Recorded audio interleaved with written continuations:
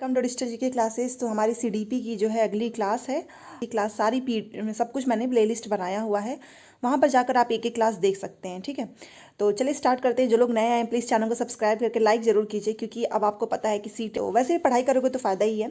तो चलिए स्टार्ट करते हैं। मैंने आपसे एक क्वेश्चन पूछा था ना कि बच्चे का विकास कैसे होता है, ग्रॉस टू फाइन या फाइन टू ग्रॉस। तो हमेशा याद रखना ग्रॉस टू फाइन होता है। ठीक है, क्योंकि बच्चा पहले अपने लार्ज मसल से कोई भी काम करना सीखता है।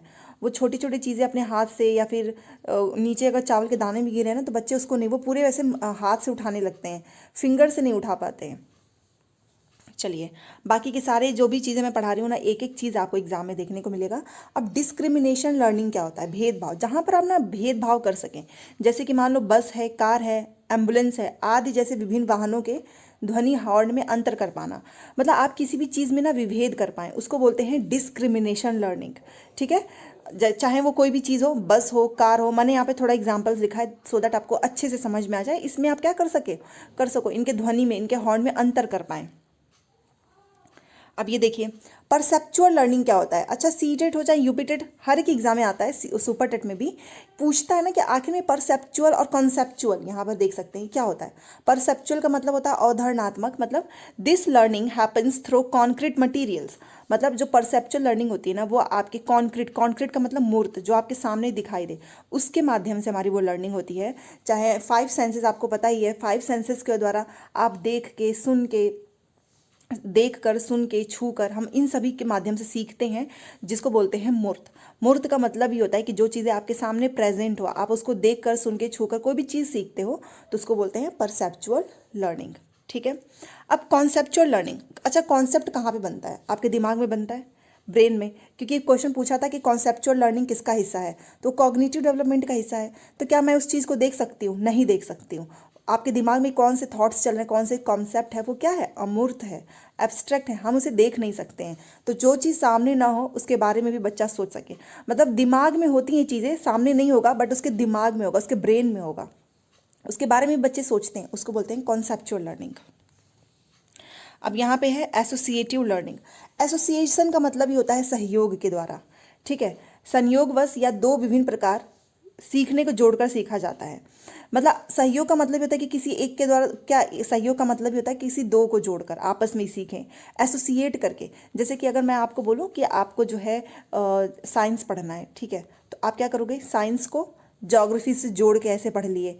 एसोसिएशन होता है, सहयोगात्मक अधिगम होता है, एक के माध्यम से दूसरे अधिगम को क्या करते हो आप? सीख लेते हो।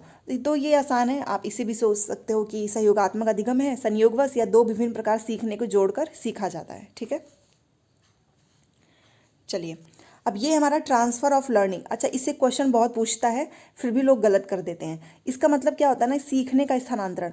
जैसे कि मैं, आप, हम सभी लोग किसी न किसी तरीके से सीखते हैं। अगर मैं आपको बोलूँ कि आप जो है साइकिल चलाना सीखते हैं, आपने मान लो चलो सीख लिया, साइकिल चलाना आपने सीख लिया, तो साइकिल आपने चलाना सीखा है, तो लोग बोलते हैं ना कि देखो, जो लोग, जिनको साइकिल चलाने आता है उनके लिए स्कूटी चलाना बहुत आसान बात होती है। ऐसा आपने सुना होगा, क्यों? पॉजिटिव ट्रांसफ़र में होता है ऐसा। ठीक है, आप में से बहुत से लोग होंगे जो पढ़ाई भी कर रहे होंगे। मान लो आप में से कुछ लोग टीचर बन गए, डॉक्टर बन गए, इंजीनियर बन गए, उसके पहले उनका कुछ ना कुछ हॉबी होगा, डांसर, सिंगर, तो वो भी चीज़ होंगे। तो इन दोनों का एक दूसरे से, ऐसा नहीं है कि आप जो है आप टीचर बन गए तो आपका सिंगिंग की वजह से या डांसिंग की वजह से उस पर कोई गलत एक प्रभाव पड़ेगा, आप चीज़ें भूलेंगे, ऐसा नहीं है। आपने साइकिल चलाना सीखा, आप स्कूटी चला रहे हो, तो ऐसा भी नहीं है कि जैसे बहुत से लोग कि आपने स्कूटी चलाना सीखा तो आप साइकिल चलाना भूल जाओगे, ऐसा कुछ नहीं होता है। ये मैं प्रैक्टिकल एग्जांपल्स दी हूँ। जैसे कि अगर मैं आपको बताना चाहूँ, पॉजिटिव ट्रांसफ़र का मतलब होता है धनात्मक, जो लर्निंग का अधिगम है, स्थानांतरण हो रहा है। जैसे कि जब एक स्थिति में सीखना दूसरी स्थिति में सीखने की सुविधा देता है। अभी मैंने आपको समझाया ना कि अगर आपको साइकिल चलाने आती है तो ऑब्वियस सी बात है आपको स्कूटी चलाने में आसानी होगी। ऐसा नहीं है कि जो लोग साइकिल नहीं चला पाते हैं वो स्कूटी नहीं सीख सकेंगे, बट आसानी होती है। तो ये होता है पॉजिटिव में, पॉजिटिव ट्रांसफ़र की किसी भी स्थिति में, एक स्थिति में सीखना, मतलब आपने साइकिल चलाना सीखा, वो दूसरी स्थिति में सीखने में क्या करता है? आसानी देता है, सुविधा देता है। ठीक है, अभी और है इसमें, वो भी देख लेते हैं। अब एक तो पॉजिटिव था, अब ये नेगेटिव है। नेगेटिव कैसे है?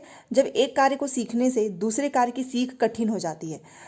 जैसे कि मान लो लेफ्ट हैंड ड्राइव वाले मान लो इंडिया में तो लेफ्ट हैंड गाड़ियाँ जो होती हैं four wheeler left hand drive वाले होते हैं, बट अब फॉरेन अब विदेश में जाएंगे ना तो वहाँ पे राइट हैंड ड्राइव होता है, तो वहाँ पे परेशानी होती है क्योंकि आपने यहाँ पर पूरी मतलब जहाँ जितने भी समय आप रहे वहाँ पे आपने लेफ्ट हैंड से हमेशा ड्राइविंग की, क्योंकि होता है कि रोड पे आप जा रहे हो तो आपको पता है कि अच्छा लेफ्ट हैंड से मेरे को ऐसे करना है, इधर से जाना है, बट वहाँ पे आप जैसे जाओगे ना तो आपको राइट हैंड ड्राइव करना होगा, तो वहाँ पे परेशानी होती है। तो जब भी आपको किसी एक कार्य को सीखने में दूसरे कार्य की सीख में कठिनाई पैदा होती है तो उसको बोलते हैं नेगेटिव ट्रांसफ़र।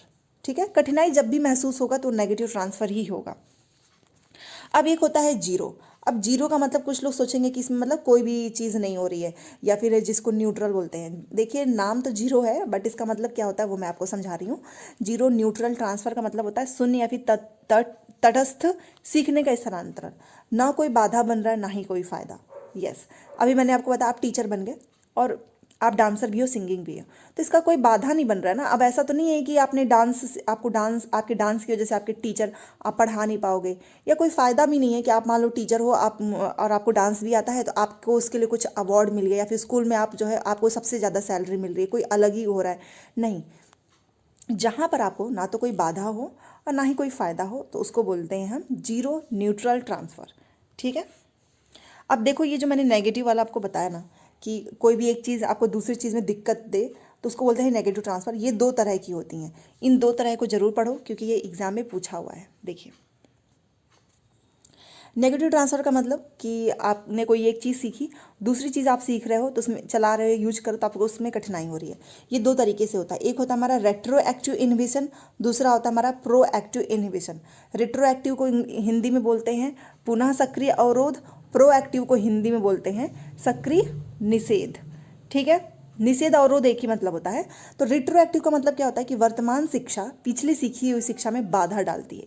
मतलब आप प्रेजेंट में कोई चीज़ आपने पढ़ ली है, वर्तमान आपकी शिक्षा जो है वो पिछली सीखी हुई शिक्षा में आपने जो पीछे सीखा होगा, मान लो अपने अपने ग्रेजुएशन में स्कूल के टाइम पे जो भी चीज़ें सीखी होंगी वो क्या कर रही है, बाधा डालती है वर्तमान शिक्षा। ठीक है, और मैं आपसे एक चीज़ बोलना चाहूँगी कि प्लीज़ आप अगर इसके बारे में कोई भी एग्जाम्पल चाहते हैं तो इसका एग्जाम्पल एक लिख कर बताइए कमेंट में, और अगर आपका वो सही हो तो मैं इसको लाइक करूँगी, नहीं तो अगली वीडियो में मैं आपको बताना चाहूँगी। बट ये बहुत आसान है। रिट्रो का नाम ही आप सुनो ना, पुनः मतलब वापस से, पिछला। रिट्रो का मतलब क्या होता है, उल्टा, मतलब पीछे। तो वर्तमान शिक्षा, प्रेजेंट में आप पढ़ाई कर रहे हो, आप टीचर बन गए, ठीक है, और आपने पिछली सीखी हुई शिक्षा, जो पिछली आपकी सीखी हुई शिक्षा है उसमें क्या कर रही है, आपके प्रेजेंट वाली वो बाधा डाल रही है। अब वो कोई भी चीज़ हो सकता है, जैसे कि मैं अगर आपको बोलूँ कि आप जो है अभी मान लो आप किसी चीज़ की पढ़ाई कर रहे हो, टीचर से एकदम हटके है, तो पिछली जो सीखी हुई शिक्षा है उसमें वो बाधा इस तरीके से डालेगी कि आप चीज़ों को रिलेट नहीं कर पाओगे, आप समझ नहीं पाएंगे। ठीक है, अब प्रोएक्टिव इनहिबिशन का मतलब होता है सक्रिय निषेध। इसका एग्जांपल जरूर दीजिएगा, अदरवाइज मैं कल इसका एग्जांपल दे दूंगी आपको। पिछली जो शिक्षा है वो वर्तमान में सीखने में बाधा डालती है। अब यहाँ पर देखो वर्तमान शिक्षा जो है वो बाधा डाल रही थी, बट प्रोएक्टिव में क्या होता है, पिछली सीखी हुई आप जो शिक्षा है वो वर्तमान में सीखने में बाधा डालती है। नाम से ही आप समझ सकते हो। मैं आपको एक तरीका बता रही हूँ, ट्रिक से भी आप याद रख सकते हैं। डेफिनेशन पूछता है, ये रिट्रो का एक्टिव है और ये है प्रोएक्टिव। प्रोएक्टिव का मतलब प्रो का मतलब अभी, वर्तमान में बाधा डालेगी, और रिट्रो का मतलब पिछली सीखी हुई शिक्षा में बाधा डालेगी। बस दैट्स इट, इतना ही है। प्रो का मतलब वर्तमान में बाधा डालेगी, और रिट्रो का मतलब पिछली सीखी हुई शिक्षा में बाधा डालेगी। बस इतना ही है। तो चलिए कल फिर से मिलते हैं। क्लासेस ऐसी होती रहेंगी, छोटी छोटी क्लासेस लेकर आऊँगी, सो दैट आपको भी पढ़ने में अच्छा लगे और ज़्यादा समय ना लगे। प्लीज़ जाते जाते लाइक ज़रूर कीजिएगा, चैनल को सब्सक्राइब करें। कमेंट बॉक्स में मैंने टेलीग्राम का लिंक, इंस्टाग्राम का भी लिंक दिया हुआ है, आप चाहें तो ज्वाइन हो सकते हैं। Thanks for watching.